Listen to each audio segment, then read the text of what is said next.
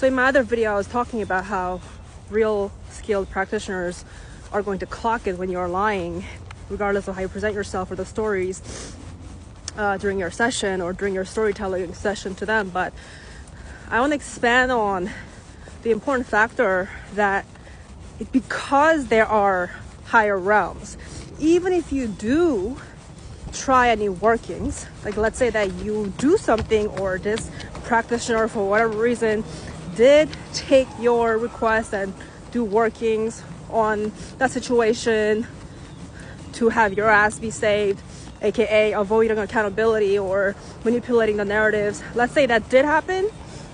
Chances are it's not going to work, and chances are it's going to backfire. Once again, going back to my point that there is a higher order always at play.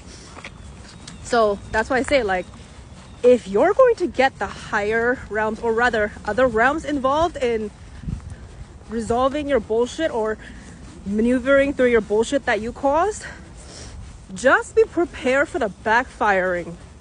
That's going to probably come back to you and bite your ass.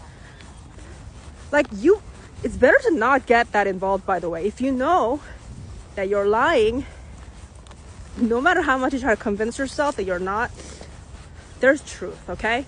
Your stories it doesn't matter what you tell yourself, okay? There's truth. That's why when you're dealing with realms, spiritual realms, it's measured by the truth, okay? It's not about stories, okay? Only the core system in the physical plane works like that. It's about stories, not up there. So just be careful, because if you open yourself up trying to get other realms involved, now you're actually opening a portal that you don't know how to close, because now you're inviting other shit. Now you're really going to be weighed by the sword that measures true justice. So just be careful, okay? That's why I say, like, real skilled practitioners are not going to get involved here, because if they do something for you to save your ass, there's going to be consequences for them as well. Like, doing workings, it's not something to play with. So I actually suggest that you don't do that.